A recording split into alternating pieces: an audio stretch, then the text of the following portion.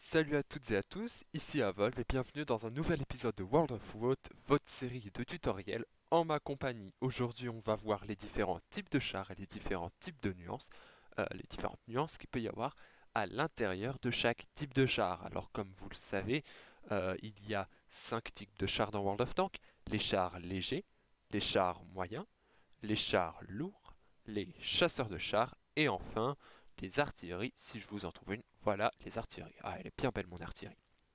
Donc, on va commencer par les chars légers, le type de char que vous aurez en commençant le jeu, hein. En effet, tous les chars de rang 1 sont des chars légers. Vous pouvez voir cela au petit losange qui est ici, hein. Alors voilà, ici vous avez un petit losange simple, ça veut dire que le char est un char léger.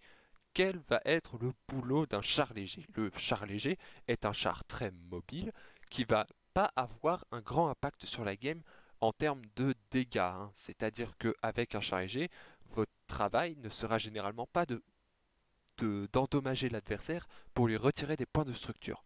Mais votre travail va être d'informer vos alliés sur la position des véhicules adverses, hein.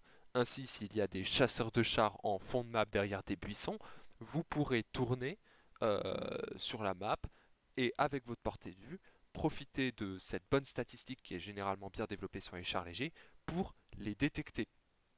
Ça va également être vous qui, en début de partie, allez partir le plus rapidement possible, vu que vous êtes les plus rapides, pour aller détecter notamment les chars lourds adverses qui essaieraient d'atteindre les positions de chars lourds pour pouvoir informer votre équipe de ce qui pourrait les attendre au tournant.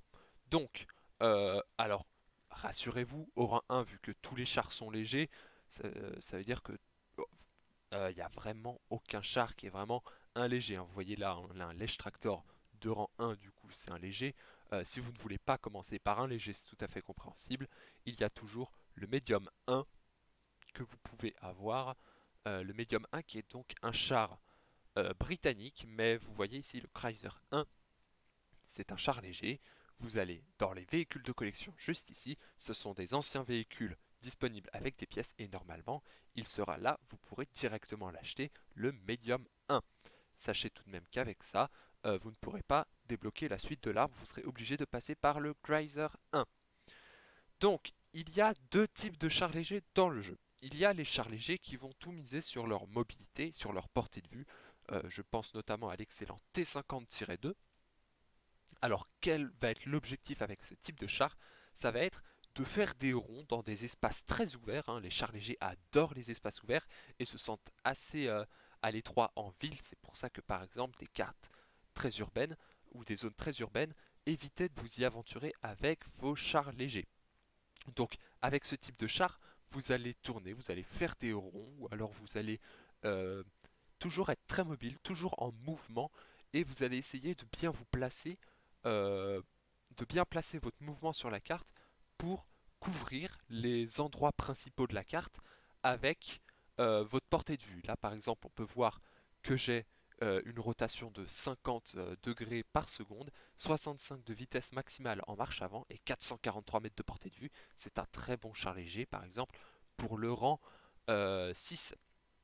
Qu'est-ce qu'on a comme char léger emblématique en petit tiers? On a tout simplement le Panzer 1C, alors qui a perdu de sa superbe depuis l'équilibrage de la 1.0, mais qui reste tout de même un très bon char léger pour qui veut s'habituer aux grandes vitesses, puisqu'il peut atteindre 83 km/h, parce que je lui ai mis un équipement qui augmente de 4 km/h en marche avant, mais sinon il ira à 79 km/h, ce qui est très très très bon pour un char de rang 3. Alors il faut savoir que concernant les chars légers, il va y avoir des chars à roues.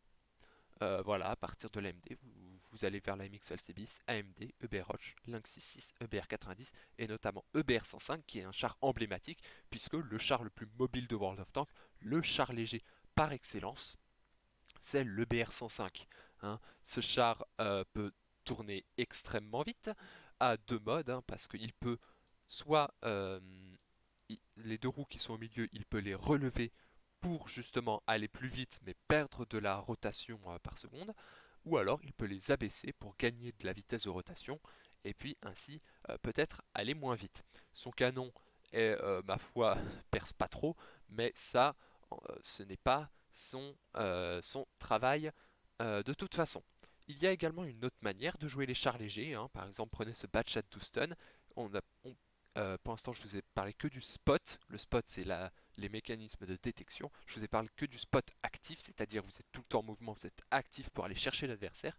Il y a également un spot passif. Alors, le spot passif, vous allez jouer sur une autre caractéristique clé de votre char, c'est tout simplement la dissimulation. Avec le spot actif, vous allez prendre un buisson en milieu de carte très vite dans la partie, très tôt, et donc vous allez vous mettre dedans, et vu que vous êtes petit et que vous avez un filet de camouflage sur votre véhicule, que vous avez un camouflage et généralement dissimulation dans vos compétences d'équipage, et ben vous allez être assez difficilement détectable par un autre char léger. Par exemple, là, moi, j'ai un autre chasseur de chars, il a 682 de dissimulation. Je me dissimule mieux avec mon Batchat Houston, qui est un char léger hein, tout de même.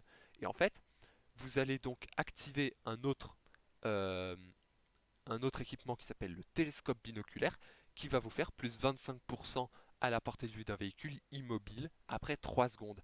Attention, il faut bien connaître les maps et les points de spot pour pratiquer le spot passif, puisque quand vous êtes sur un spot passif, vous ne bougez pas.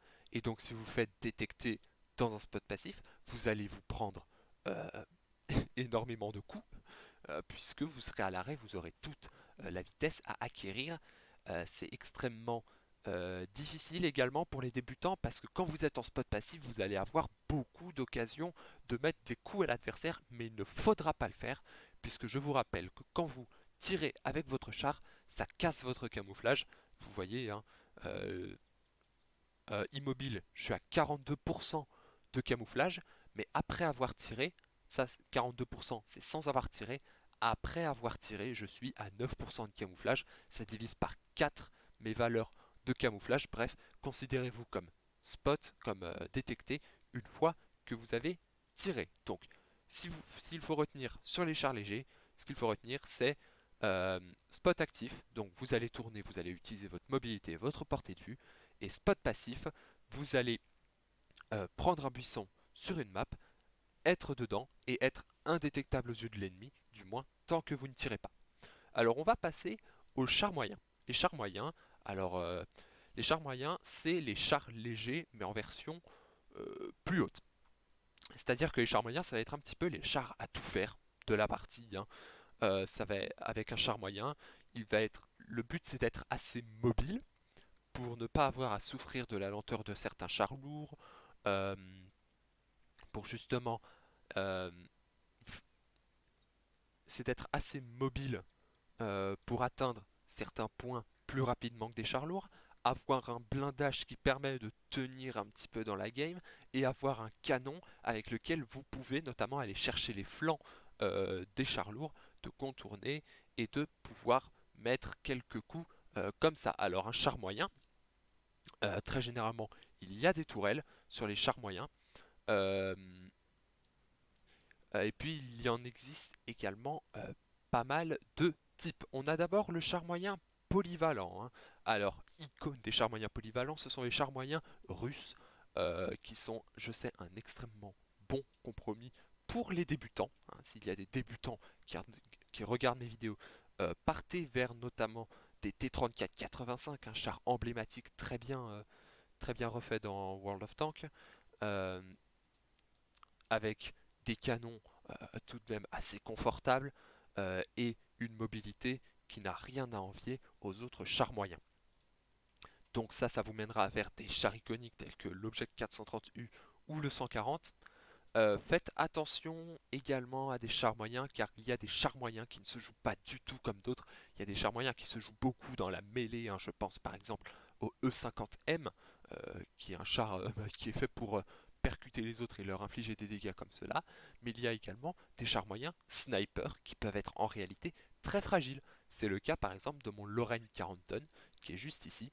Ce char est extrêmement fragile, puisque comparé les valeurs de blindage, là j'ai 40 de blindage à l'avant de ma caisse, et ben là aussi, 40 de blindage. Donc en fait ces chars vont généralement avoir un très bon canon. Pourquoi? Parce que vous allez devoir les jouer comme des snipers. Alors comme char sniper, le char moyen sniper le plus connu de World of Tanks, c'est le Léopard 1, hein, bien sûr. Léopard 1, char qui a toujours été là dans World of Tanks, qui a été un petit peu remis au goût du jour par Wargaming, parce qu'à un moment il était tout de même assez difficile à jouer. Vous voyez, 70 km/h en vitesse de pointe maximale, c'est un char. Ce sont généralement des chars très mobiles, très fragiles, mais qui vont généralement avoir, vous voyez, d'excellentes valeurs de pénétration et de dégâts moyens, hein. Vous voyez là, 278 mm de pénétration moyenne, c'est une pénétration de chasseur de char, hein. Ce char moyen est en réalité un chasseur de char qui va être mobile, et donc l'objectif avec ces chars, c'est de sniper en début de partie. Et une fois que la majorité de l'équipe ennemie a été décimée, vous utilisez votre mobilité pour surgir là où l'ennemi ne vous attend pas et pouvoir leur mettre des sales coups. On va passer maintenant aux chars lourds, ces mastodontes que nombre des débutants veulent tout de suite aller chercher. Les chars lourds euh, sont repérables grâce à leur diamant à 3 stries. Là, vous voyez, il y a 3 bandelettes. Alors, qu'est-ce qu'un char lourd? Un char lourd va plus ou moins tout miser sur son blindage et sur sa puissance de feu, hein. C'est un char de contact qui est très à l'aise, notamment en ville. Et c'est là où je voudrais en venir. Les chars légers, ça ne va pas dans la ville, parce que notamment dans la ville, il y a des chars lourds. Alors, le char lourd, comment ça se joue? Alors avec le char lourd, c'est un petit peu une classe à double tranchant, puisque il va falloir très bien connaître votre char, très bien connaître ses points faibles, très bien euh, savoir se positionner dans la ville, parce qu'en fait, ça va pas être sur oh bah je me mets derrière telle maison et puis ça va aller. Non, il va, il va falloir se dire tiens, telle partie de mon char est exposée, comment je pourrais la cacher? Tiens, qu'est-ce que je fais dans mes micro-déplacements pour être imprévisible? Et en fait, vous allez notamment être un petit peu tout le temps en mouvement pour déjouer les tirs d'artillerie. Et c'est une mécanique très importante à comprendre, c'est que quand vous êtes un char lourd et que vous faites des avant-arrière, euh, des avant-arrière un petit peu tout le temps, le joueur d'artillerie ne va pas savoir trop vous pré-shot, et ce à un petit peu tous les niveaux. C'est un petit tip que je vous donne là. Donc, il existe principalement deux classes de chars lourds. Il y a les chars lourds classiques, c'est-à-dire par exemple l'IS-3. L'IS-3, char lourd emblématique, hein. Encore les Russes, hein, encore les Russes, hein, je n'y peux rien. Mais par exemple, l'IS-3, ça va être des chars anglais qui vont généralement avoir un blindage très, comment dire, complexe à comprendre. Plus le blindage de votre char lourd est complexe à comprendre, plus il va être difficile à percer pour l'adversaire. Donc un char lourd, généralement, il a une caisse qui peut tanker, mais surtout une tourelle extrêmement forte. Ce qui fait que pour les techniques où vous pouvez cacher votre caisse, quand vous pouvez cacher votre caisse et laisser uniquement dépasser votre canon et votre tourelle pour pouvoir tirer sur l'ennemi, faites-le, hein, parce qu'avec votre char lourd, vous pourrez dévier la majorité des tirs. Alors, je vous parlais de points faibles sur votre char lourd, et ce char, mon AMX M449, est parfait pour vous expliquer ça. C'est qu'avec votre char lourd, vous n'êtes pas invulnérable du tout. Alors, quels sont les points faibles de votre char? Ça va être généralement le bas de caisse, toute cette partie-là, et le tourello. Le tourello, c'est ce petit truc-là. Voilà, hein. Et on peut retrouver ça sur à peu près tous les chars lourds. Bon, ça c'est un char très plat, hein, vous voyez. Du coup, généralement, là ça passera. Et Tourello, c'est ici. Qu'est-ce qu'on pourrait aller voir d'autre comme char lourd? L'IS-2, pas de caisse, Tourello. Alors il peut arriver qu'il y ait des chars, notamment les chars russes, c'est pour ça que je vous le recommandais, qui n'ont pas de Tourello. Voilà. Vous arrivez face à ça et vous vous dites yes, je veux toucher le Tourello, comment est-ce que je fais? Vous ne pouvez pas. Enfin, si théoriquement il y a un Tourello qui est juste là. Mais bon, ça, à 200 mètres ou à 100 mètres, vous allez avoir du mal à le toucher.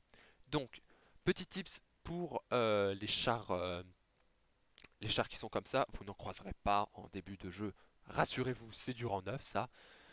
Ils ont généralement, les chars lourds soviétiques, un bec ici. Et si ils viennent de travers comme ça, alors soit vous visez le bas de caisse, hein, parce que les bas de caisse sont généralement très exposés, soit euh, tout le flanc qui est ici, parce que c'est mine de rien assez peu blindé, hein, que 145 en blindage caisse, notamment s'il est comme ça, et ben vous tirez tout là normalement, ça ne devrait pas poser trop de soucis à rentrer. Alors je vous parlais de deux types de chars lourds, il y a les chars lourds classiques, hein, vous voyez tout ce qu'on a vu, les IS-3, ISM, voilà, tout ça. Mais il y a également ce qu'on peut appeler les super EV, hein, les chars super lourds. Il y a trois branches de chars super lourds. Qu'est-ce qu'un char super lourd? C'est un char qui va vraiment prendre tous les avantages d'un lourd et les mettre puissance 10. Hein, voilà, tout simplement. Donc, un char super lourd, c'est un condensé de capacité de survie, vraiment. C'est du blindage, du blindage, du blindage. Pour être. Alors, au résultat, ce sera extrêmement lent, vous allez être assez vulnérable à l'arty, et puis surtout je ne vous recommande pas ça si vous êtes un joueur débutant, ne vous dirigez pas vers ces lignes, car elles sont généralement infâmes à monter pour des joueurs qui ne savent pas s'y prendre, mais également vous n'allez pas prendre beaucoup de plaisir puisque tout le monde va vous farmer à la gold, hein. C'est-à-dire que tout le monde va armer des obus qu'ils auront payé plus cher, hein, voilà, et ils vont mettre ces obus là et ils vont pouvoir vous percer, hein, puisque ce sont les chars qui souffrent le plus de l'usage des obus, des munitions premium. Ce sont également les chars les moins mobiles, mais pas les plus blindés du toit, ce qui fait que l'artillerie pourra vous faire des sales coups parfois. Vu que vous ne bougez pas, vous êtes une cible de choix pour l'artillerie qui préférera avoir l'assurance d'un coup réussi sur un MOS plutôt qu'un coup euh, je sais pas, sur un Léopard 1 par exemple, qui peut s'enfuir à 70 km/h.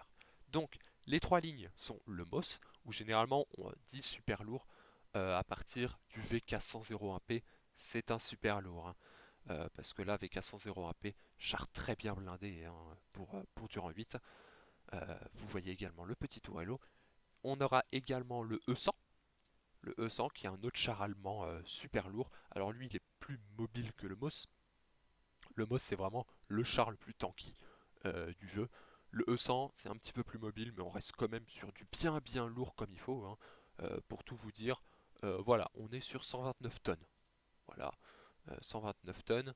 Et puis la troisième ligne de chars super lourds, c'est la ligne du type 5 EV qui est la moins bonne de tous les chars super EV, puisque c'est celui qui en fait est le plus plat, hein, voilà, c'est-à-dire que ici vous voyez cette plaque, et ben cette plaque est vraiment à 90 degrés, c'est-à-dire que l'obus pourra très bien passer là, là. Il a également un très gros tourello, hein, parce que tant qu'à faire, voilà, autant mettre un bon point faible. Alors, il y a l'obusier, mais l'obusier ne fait rien, hein, que ce soit clair, hein. Le type 4 et le type 5 EV sont des chars euh, qui ne sont plus dans la méta actuelle, qui ne sont plus jouables actuellement. Alors, si vous voulez tout de même avoir la sensation de jouer des chars super lourds, mais à des rangs pas très hauts, accessibles assez rapidement, et de plus qui sont encore jouables, il y a le OI, hein, qui est un char que j'ai dans mon garage actuellement. C'est ce char-là. Voilà. Alors, le OI, c'est un bon char lourd, entre guillemets, puisque vous n'avez. En fait, le Tourello est peu exposé. Il n'a pas de bas de caisse. Enfin, si, il a un bas de caisse, mais le bas de caisse est très blindé. Et littéralement, les deux points faibles du char sont ici et ici, où ça peut passer. Voilà, donc joueur de mortier, vous pouvez foncer tout droit vers le OI. Donc, on passe ensuite au chasseur de chars. Le chasseur de chars, qu'est-ce que ça va être? Le chasseur de chars, c'est un char qui va euh, tout simplement tout mettre dans le canon. Ça va être un char qui sera là pour infliger un max de dégâts aux adversaires. Alors pour cela, quelles ont été les technologies inventées par les ingénieurs? Ça a été de mettre un gros canon et pour se dire, eh ben on soulage la suspension, les chenilles qui sinon ne tenaient pas, on va supprimer la tourelle, hein. C'est ainsi qu'on se retrouve avec des chars qui n'ont pas de tourelle. Par exemple, le Su-100 est un chasseur de chars soviétique, hein, très connu, de rang 6, et ben, il n'a pas de tourelle. Son canon a donc un axe de pivot, hein. Vous voyez ici, limite de rotation du canon, 12 degrés de chaque côté. Attention, ça peut être assez frustrant, notamment pour les nouveaux joueurs qui ne parviendraient pas à bien viser, puisque à chaque fois que votre caisse bouge, que vous bougez votre caisse pour pouvoir bouger votre canon plus ou moins plus à droite ou plus à gauche, et ben vous allez perdre toute votre dispersion. Donc il existe principalement deux types de chasseurs de chars. Premièrement, on aura tout ce qui sont les snipers. Donc les snipers, vous mettez un filet de camouflage, des binos, euh, hein, c'est-à-dire cet équipement-là, et vous allez vous mettre dans un buisson en fond de map avec une vision sur là où les chars lourds se pointent, parce que oui, vu que vous avez un gros canon, vous pouvez facilement percer les chars lourds, et vous allez balancer la sauce. Donc, qu'est-ce qu'on a qu'est-ce qu'on a en termes de sniper bien comme ça? On a tout ce qui va être les chasseurs de chars suédois, hein. Les chasseurs de chars suédois qui sont des chasseurs de chars avec une haute cadence de tir. On va également avoir des chasseurs de chars euh, allemands qui vont aller jusqu'à la gré 15 en passant par le mythique RHM, hein, char extrêmement dangereux, hein, puisque bah, c'est tout simplement un concentré de sniper, hein, et de dissimulation. Également un char qui n'est pas très joué, mais qui a tout à fait sa place parmi les snipers. Alors c'est un char britannique, mais qui n'est pas ici, hein. Il faudra atteindre le rang 4 pour l'avoir, puisqu'il s'agit d'un char de collection. C'est le Alecto que j'ai dans mon garage. C'est le Alecto qui est le deuxième meilleur char en termes de dissimulation du jeu. Ce char, que vous ne devrez pas jouer bien sûr avec le dernier canon, mais avec ce canon-là, le canon de rang 4, puisqu'il a une pénétration de 110, ce qui est extrêmement bon pour du rang 4, qui se dissimule à 103, 1103 plutôt, hein, c'est-à-dire une très bonne dissimulation, mais que également il ne met que 2 secondes 21 à recharger, hein, c'est-à-dire qu'il est au-dessus de 2000 DPM. C'est absolument énorme. Donc, le deuxième type de chasseurs de chars, ce sont les chasseurs de chars blindés que vous croiserez en haut tiers, attention, en, à partir du tiers 5, on va dire, hein, puisque le tiers 5 il y a la T2, ça va être notamment tout ce qui va être cette branche-là. Vous voyez, hein, qui va commencer par la T2. Alors la T2, bah c'est des chars, dites-vous que c'est des chars lourds sans tourelle et avec tout de même l'héritage canon euh, du, euh, du chasseur de chars. Ce qui fait que, je ne veux pas aller voir ton STG moi, au Wargaming, s'il te plaît, respecte-moi. Ce qui fait que pour la fin, du coup, vous allez atterrir sur ce type de chasseur de chars qui va, son rôle, ça va tout simplement d'être aux côtés des chars lourds sur la ligne de front. Faites attention avec les chasseurs de chars, car vu qu'ils n'ont pas de tourelle, c'est assez facile pour les chars légers qui ont survécu jusque-là euh, de venir en fin de game pour tout simplement vous tourner autour et puis espérer se mettre sur un de vos flancs ou dans votre derrière pour vous mettre beaucoup de dégâts et enfin utiliser son canon en fin de partie. Voilà, donc euh, concernant les chasseurs de chars, c'est des snipers ou alors en fin de jeu, il peut y avoir des chasseurs de chars qui deviennent extrêmement blindés et qui euh, défoncent tout sur leur passage. Je pense notamment au mythique Jagdpanzer E100 qui a clairement le canon, un des canons les plus puissants du jeu. On passe maintenant à l'artillerie. L'artillerie que je déconseillerais pour les nouveaux joueurs, puisque quand vous jouez artillerie, vu que ça ne joue pas du tout comme les autres types de chars, vous n'allez pas vraiment apprendre à jouer à World of Tanks. Je m'explique. L'artillerie, vous allez vous mettre en fond de map, vraiment, vraiment, vraiment. En fait, dès que vous apparaissez sur la carte, vous appuyez sur la touche S qui correspond à la marche arrière, et puis une fois en fond de map, vous allez lever votre canon, hein, vous voyez, angle de dépression et élévation avec cette artillerie. J'ai 65 degrés d'élévation, ce qui fait que le canon se monte. Et puis vous allez tirer des obus en cloche, des obus explosifs. Alors, l'artillerie, dites-vous juste que c'est une boîte à chaussures. Ça a vraiment le blindage d'une boîte à chaussures.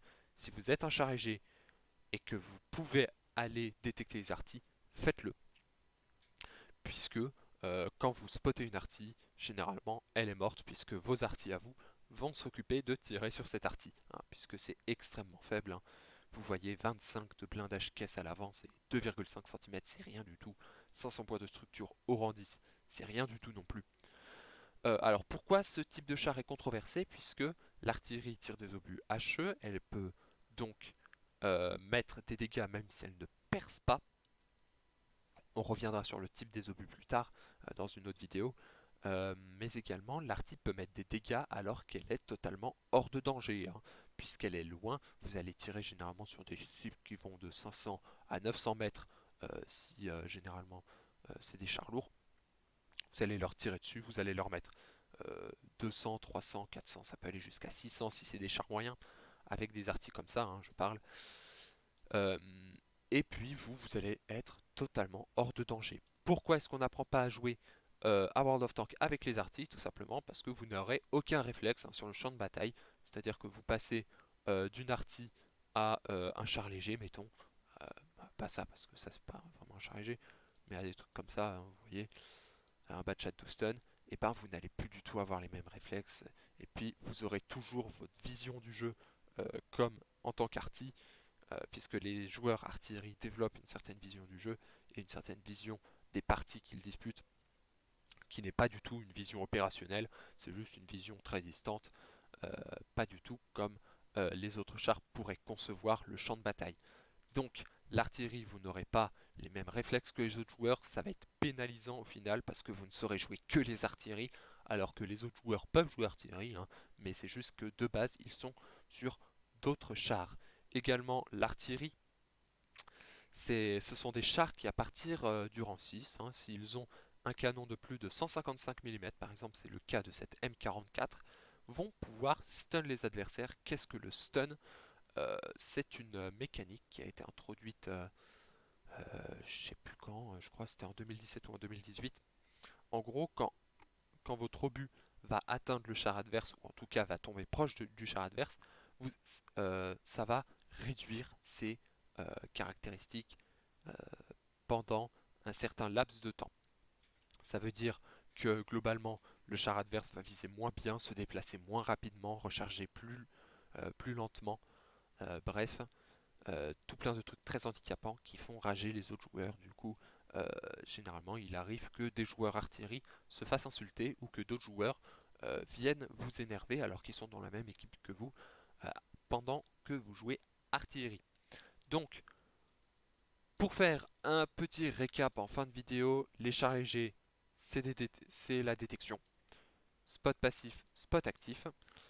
Les chars moyens, c'est des boîtes à outils, boîtes à tout faire, hein, clairement. Il y a des chars moyens de contact comme ce T-34-85M. Il y a des chars moyens de snipe comme ce Lorraine 40 tonnes. Char moyen, c'est également une très bonne classe si vous voulez jouer en peloton.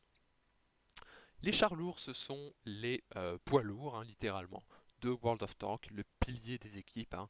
Vraiment, les chars lourds, leur travail, ça va être d'encaisser. Ils aiment énormément les villes, hein, à ne pas jouer en plaine, les chars lourds, ou alors à l'abri des regards.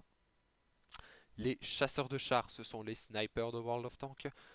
Tout dans le canon, et vous vous mettez derrière dans un buisson, et vous pouvez, comme ça, allumer quelques chars lourds. Il se peut qu'en fin de partie, qu'en fin de jeu, en tout cas dans les hauts tiers, ça se transforme en véritable forteresse, notamment des TD britanniques. Et pour finir, l'artillerie, char extrêmement controversé à ne pas jouer si vous avez moins de 500 batailles ou si vous commencez le jeu. Bref, en tout cas, moi je vous souhaite bonne chance sur le champ de bataille. Allez, c'était Avolve. Tchuss!